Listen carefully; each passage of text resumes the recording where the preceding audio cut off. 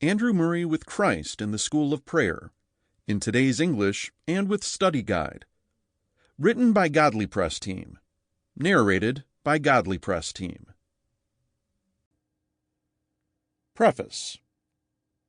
Of all the promises connected with the command, "Abide in me," John 15:7, there is none higher, and none that sooner brings the confession, "Not that I have already attained, or am already made perfect," Philippians 3:12, than this: "If ye abide in me, ask whatsoever ye will, and it shall be done unto you," John 15:7.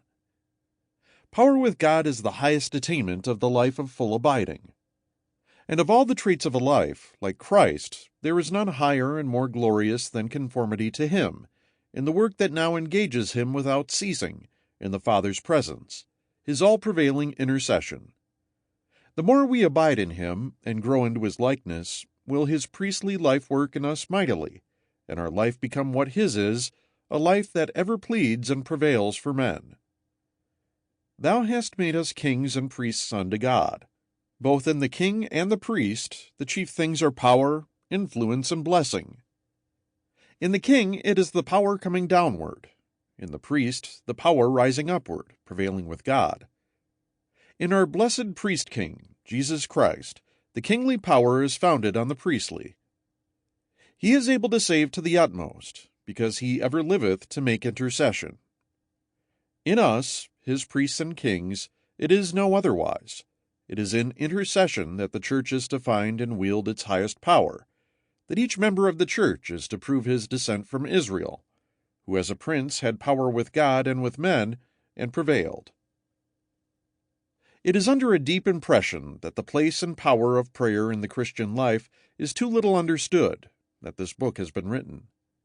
I feel sure that as long as we look on prayer chiefly as the means of maintaining our own Christian life, we shall not know fully what it is meant to be.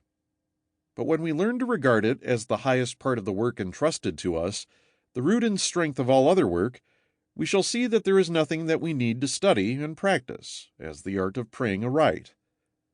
If I have at all succeeded in pointing out the progressive teaching of our Lord in regard to prayer, and the distinct reference of the wonderful promises of the last night, John 16:16, to the works we are to do in His name, to the greater works, and the bearing of much fruit, we shall all admit that it is only when the Church gives herself up to this holy work of intercession that we can expect the power of Christ to manifest itself on her behalf. It is my prayer that God may use this little book to make clear Sample complete. Ready to continue?